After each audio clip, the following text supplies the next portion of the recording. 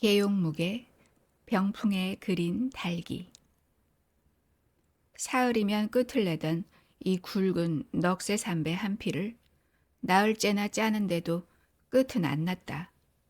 오늘까지 끝을 못 내면 메밀알 같은 그 시어미의 혀끝이 또 오장육부까지 한바탕 핥아낼 것을 모름이 아니다.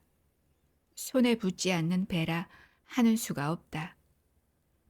박 씨는 몇 번이나 이래서는 안 되겠다 마음을 사려먹고 놓았다가는 다시 북을 들어들고 쨍쨍 놓고 쨍쨍 분주히 짜보나 북 속에 잠긴 실은 풀려만 가는데도 가슴에 얽힌 원하는 맺혀만 가 그만 저도 모르게 북을 놓고는 멍하니 서름에 잠기게 되는 것이다. 생각하면 참 눈에서 피가 쏟아지는 듯 하였다. 하기야 애를 못 낳는 죄가 자기에게 있다고는 하지만 남편까지 이렇게도 정을 뗄 줄은 참으로 몰랐던 것이다. 어떻게도 섬겨오던 남편이었던고. 돌아보면 그게 벌써 10년 전. 시집이라고 와보니 남편이란 것은 코 간수도 할 줄 몰라서 시퍼런 콧덩이를 입에다 한 입 물곤 훌쩍거리지를 않나. 대님을 바로 칠 줄 몰라서 아침 한동안을 외로 넘겼다 바로 넘겼다. 남이 볼까 창피하여 시부모의 눈을 피해가며 짬짬이 코를 닦아주고 아침마다 대님을 척까지 주어 자식같이 길러낸 남편이요. 그날그날의 끼니에 쫓아 군색하여 먹기보다 굶기를 더 잘하는 가난한 사람살이를 어린 몸이 혼자 맡아가지고 삭김, 삭배, 생선 자배기는 몇 해나 하였으며 심지어는 엿 광주리까지 이어 그래도 남의 집에 쌀 꿀어는 아니 다니게 만들어 신세를 고쳐 놓은 것이 결코 죄될 일은 없으련만 이건 다 잡고 애를 못 낳는다고 시어미는 이리도 구박이요. 남편은 이리도 정을 떼는 것이다. 글쎄 네가 애를 낳고 싶지 않아 안 낳나? 성주님께 빌기는 몇 번이나 했는데 불공도 드리기를 철따라 게을러 본 적이 없다. 그래도 안 생기는 것을 어쩌자고. 생각할 때마다 아픈 눈물이 가슴을 찢으며 나왔다. 그러나 그것이 자기의 죄임에는 틀림없다. 집안의 절대를 생각해도 그렇거니와 나이 근 40에 남 같으면 벌써 아들이라 딸이라 삼사 형제를 슬하에 오롱오롱 놓고 흥지낙지 할 것인데 도무지 사람 사는 것 같지가 않게 밤낮 수심으로 한숨만 짓고 앉았는 남편이 하도 가긍해서 언젠가는 이전 난 아들 못 낳건넌 거우다.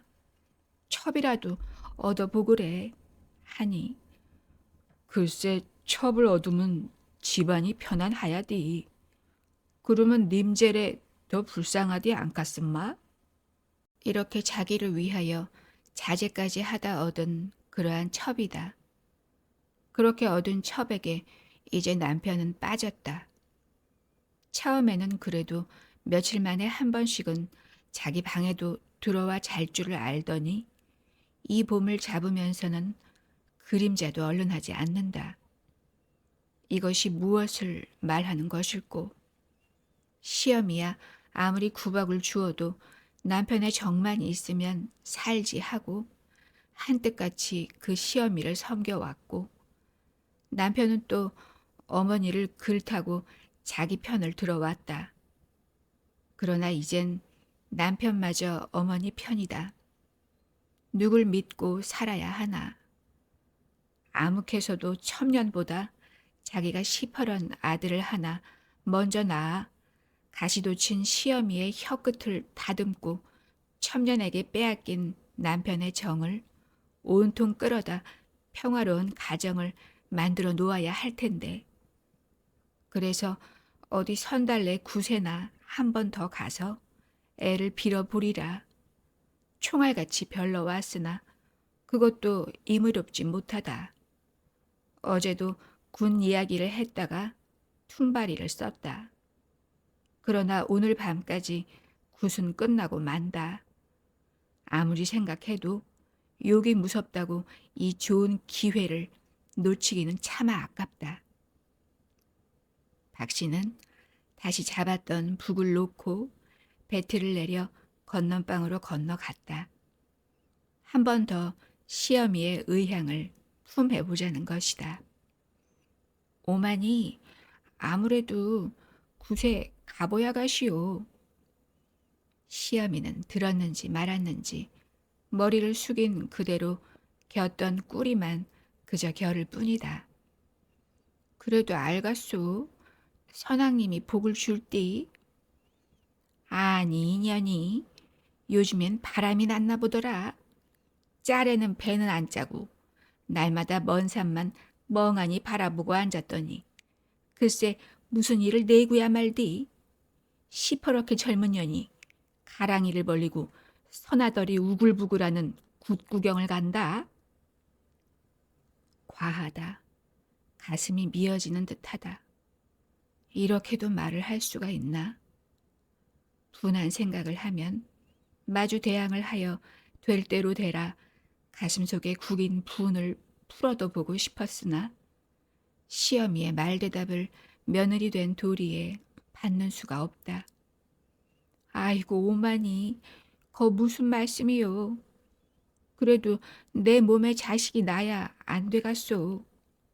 온낮에 오마니, 쟤래 아무래도 명미 한 대만 개지고 가볼래요. 아이고 참, 집안이 망할래면 패난이나 망하디. 며느리 바람 밀어대는 소문 남기고 망할 건 뭐인고. 귀때기래 있으면 너무 동네서 너 같아나 쉬실 하는 소리를 들었겠구나. 에이 이년아. 놈이야 아무래댐 멜허우. 나만 안 그랬으면 되디요. 아무래도 갔다 올래요. 아 이년아. 아무래도 갔다 오갔다면 나 있는 데는 와서 이리 수선이냐 수선이. 응? 인연이 구핑계를 대고 무슨 수를 풀이느라고. 다 알디 다 알아. 인연 내 오늘 저녁 선달래 구슬 어디 갖단 봐라. 내 집 문턱에 발을 못 들여 놓으리라. 본래 야래 미물이디 미물이야. 그래도 대따운 년을 애미네라고. 박 씨는 더 말하고 싶지 않았다. 만일 남편이 이 소리를 들었으면 나를 환양년이라고 당장 내어 쫓을까?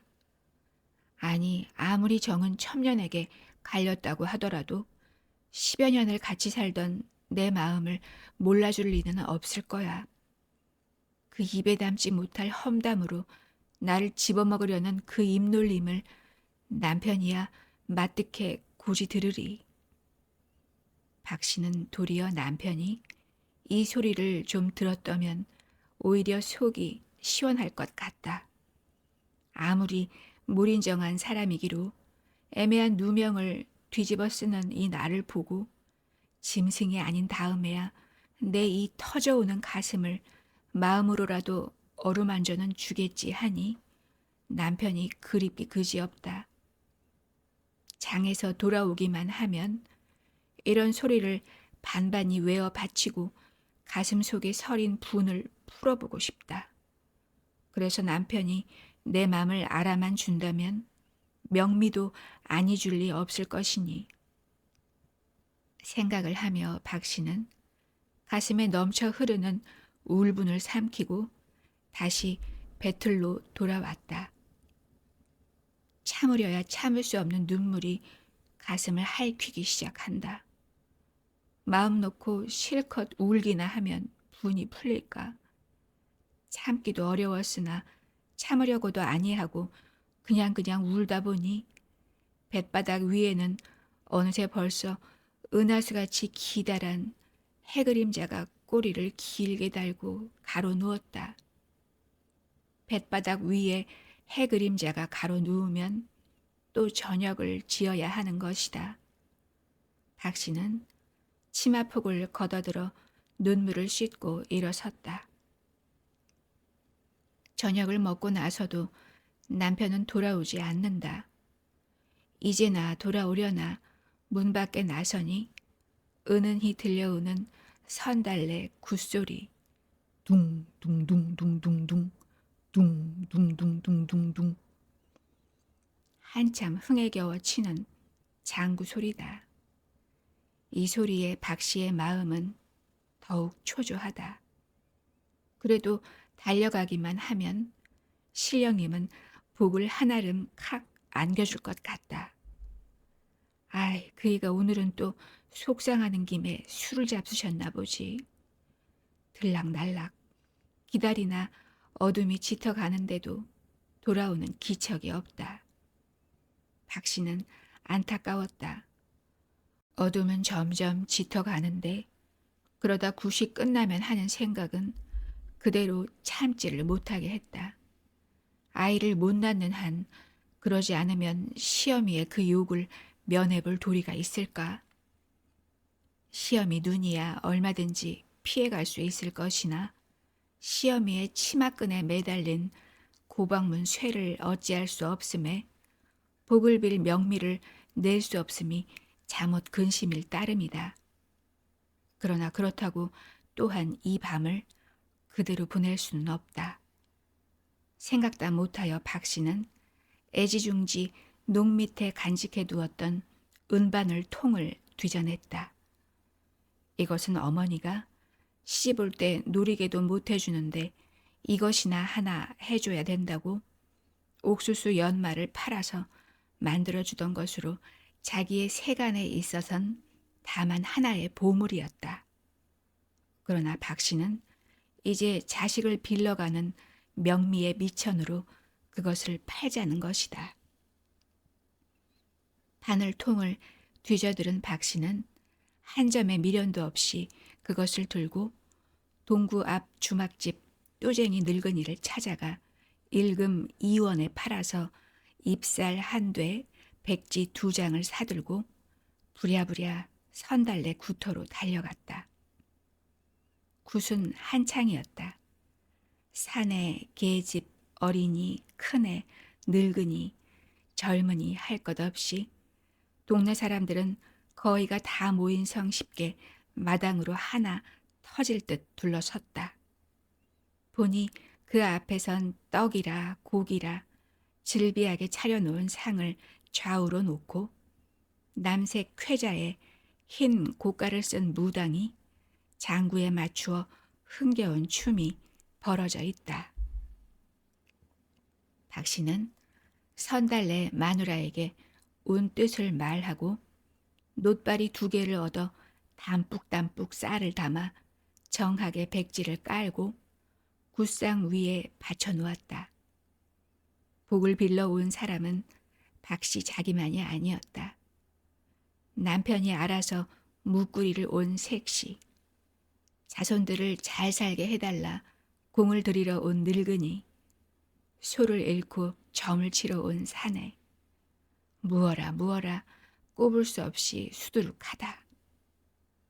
무당은 춤을 한참 추고 나더니 복 빌러 온 사람들을 차례로 불러 복을 주기 시작한다. 박씨는 8째 번이었다. 야들아. 큰 무당은 한참 장구에 흥겨운 시내들을 소리쳐 부른다. 에이, 어허니야 시내들아, 너희들 들어봐라. 김해 김만복이 설 훈에 무자하여 목욕제게 사흘 후에 성수님께 자식 빌려 명미 놓고 등대했다. 성주님을 모셔다가 옥동자 금동자를 오늘로서 주게 해라. 자, 노자, 아하.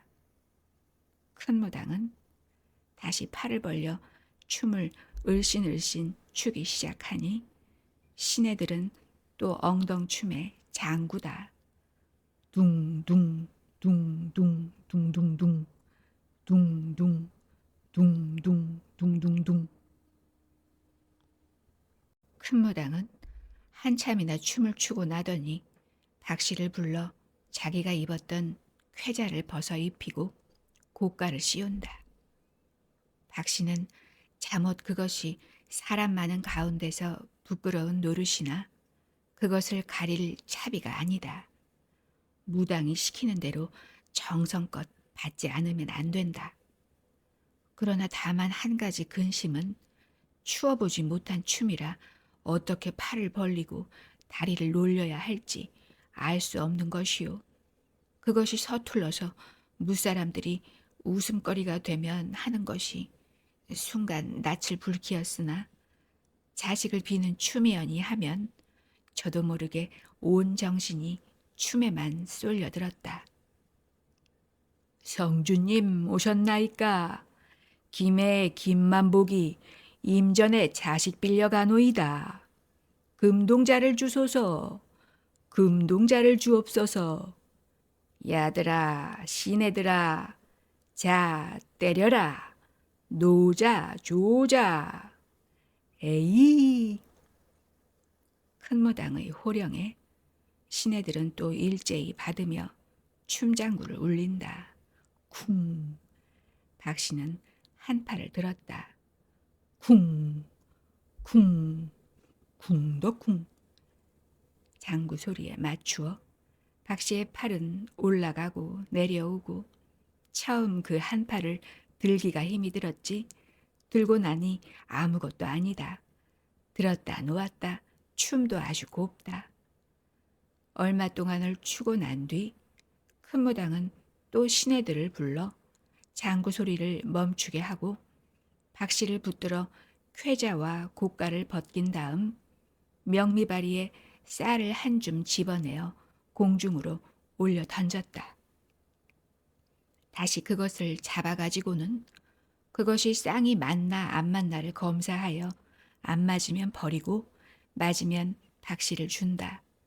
그러면 박씨는 그것을 받아서 잘근잘근 그러나 경건한 마음으로 씹어서 삼킨다. 그것이 복인 것이다.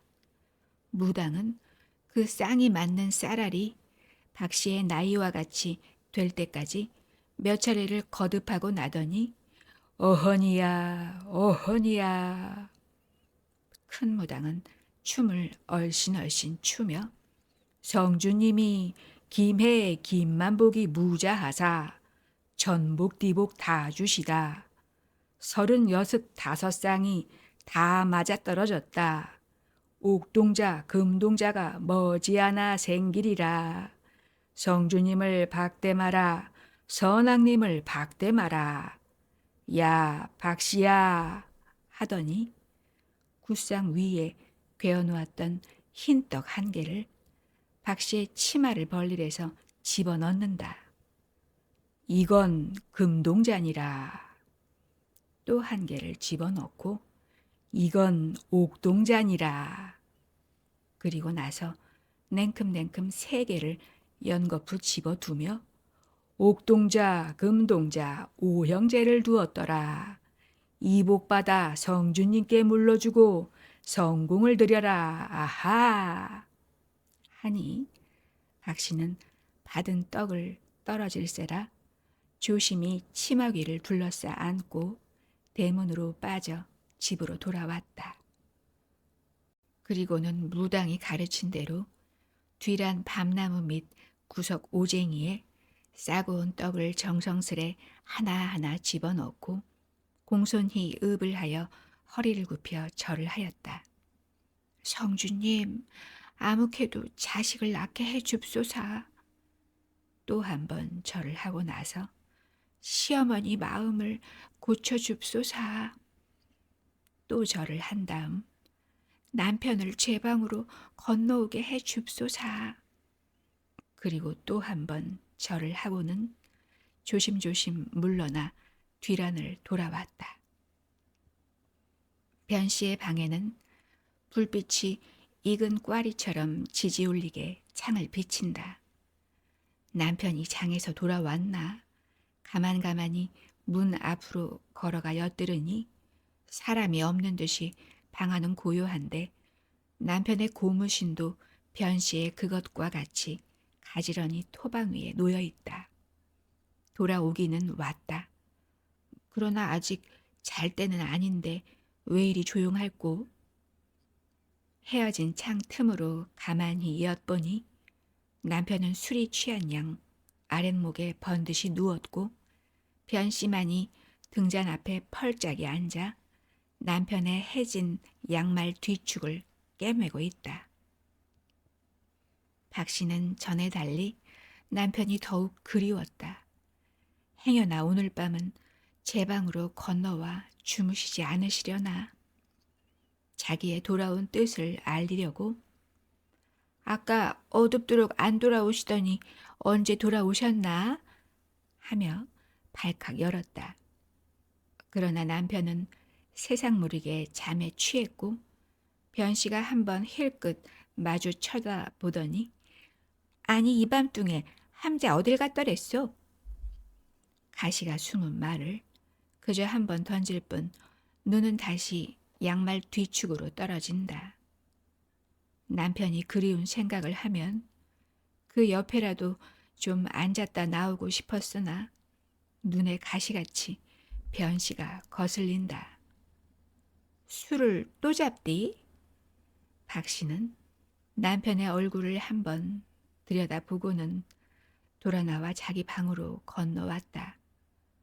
등잔에 불을 켜고 앉으니 울적한 마음 더 한층 새롭다. 이불도 펴놓을 생념이 없어 그대로 초조하게 앉아서 혹시 남편의 잠이 깨지나 않나 정신을 변씨 방으로만 모았다. 그러나 아무리 앉아서 기다려야 남편이 깨는 기척은 들리지 않는다. 한 번 더 건너가 보리라 문을 여니 어느새 변씨 방에는 불이 없다. 불 없는 방에 건너가선 안 된다. 우두커니 문을 열어잡고 새까만 변씨 방을 건너다 보는 박 씨의 마음은 안타깝기 그지없었다. 울고 싶도록 마음은 아프다. 그러나 할 수 없는 일이다. 서러운 한숨을 저도 모르게 꺼질 듯이 쉬고 힘없이 문을 되닫았다. 새벽녘에야 겨우 눈을 붙였던 박 씨는 참새 소리에 그만 잠이 깨었다. 처마 밑에 베겨 자던 참새가 포득포득 기어 나올 때면 아침밥 차비를 하여야 되는 것이 습관적으로 그의 잠을 깨우는 것이었다. 박 씨는 졸림에 주름지는 눈을 애써 비벼 뜨며 뒤란으로 돌아가 제3태를 들고 부엌으로 내려갔다. 그러나 부엌에 발을 막 들여놓으려는 순간 박 씨는 뜻밖의 사실에 놀라고 문득 걸음을 세우지 않을 수 없었다. 어느새 언제 나왔는지 전에 없이 시어미가 부엌에 나와 앉아서 쌀을 일고 있는 것이었다. 이상한 일이다. 박 씨는 한참이나 그것을 멍하니 바라보다가 아니 오마니 와 일찍언이 나오셨소? 한 발을 마저 문턱 너머로 들여놓았다. 시어미는 일던 쌀만 그저 일 뿐 아무 대답도 없다. 아이고 오마니도 아침엔 요즘도 추운데. 박 씨는 자기가 쌀을 일려고 한 박을 붙들었다. 해가 대낮이 되도록 자빠져 자다가 이제야 나와서 이리 수선이야 이년이. 어둠에 가서 밤을 밝게 지고 와선 너 같은 더러운 년이 짓는 밥은 이젠 더러워 먹을 수 없다. 이거 썩 놔. 어진낮엔 어디매 갔던 게냐 이년. 박 씨는 쥐었던 한 박을 놓지도 주지도 못하고 섰다. 야, 이년이 더럽대도 안 나가고 버티고 섰네. 안 나갈 테냐? 그래. 야, 있네? 야, 만복이 있네? 아, 인연을 그래? 그대로 둔단 말이가? 계집년이 밖에 나가 밤을 새고 들어온 년을? 시어미는 소리를 질러 아들을 부른다. 이에 응하여 쿵 하는 건넌방 문소리가 난다고 듣고 있는 순간 턱 하는 소리와 같이 박씨는 한 박을 쥔 채 바닥에 엎드러졌다. 어느새 남편은 달려와 발길로 사정없이 중동을 제겼던 것이다. 인연, 이 개만도 못한 쌍년. 어준낮에 어둠에 갔더랜. 날에는 새끼는 못 낳고 한대는 게 서방지리로구나. 어? 인연, 제 선화도 모르게 바늘통을 내다 팔아게 주고 밤을 새와 들어오는 년이 환양년이 아니고 그럼 뭐이가? 바늘통을 몰래 팔면 내래 모를 줄 알았등. 내래 주막에서 다 들어서 인연, 그래 내래 인연을 애미네라우 데리고서 참 분하다. 박씨는 기가 막혔다.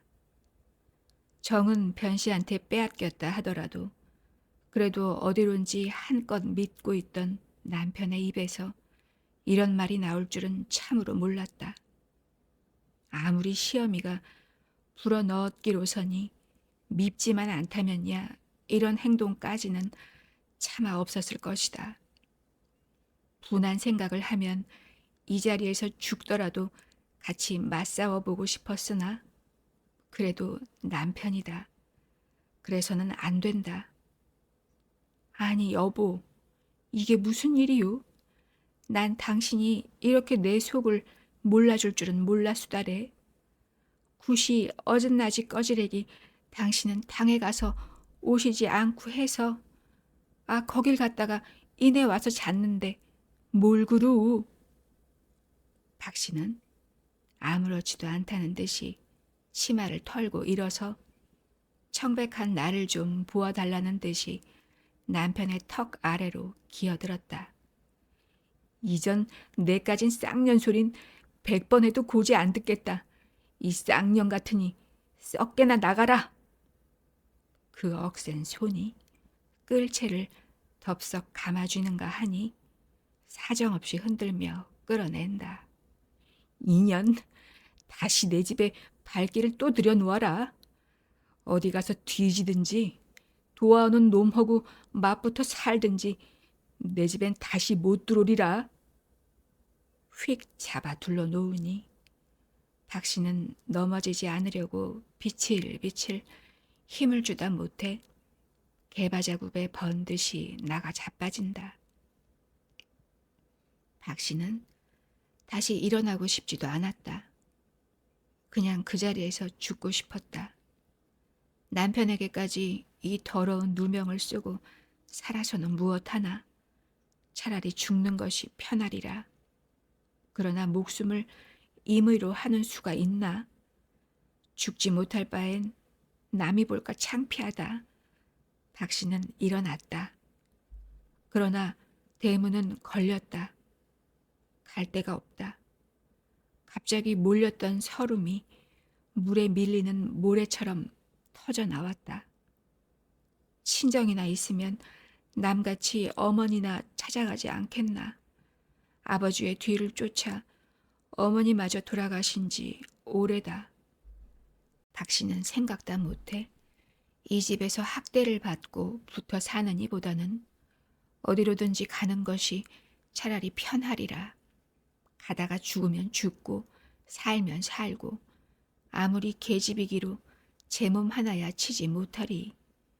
또 치기 어려우면 시집이라도 가지. 남이라고 2번, 3번 서방을 얻을까. 에구, 그 시험이 딸년, 첨년의 눈독. 그만한 시집이야 어딜 가면 없으리 생각을 하며 박씨는 마을을 어이돌아 신장로 큰 길을 더듬어 나섰다.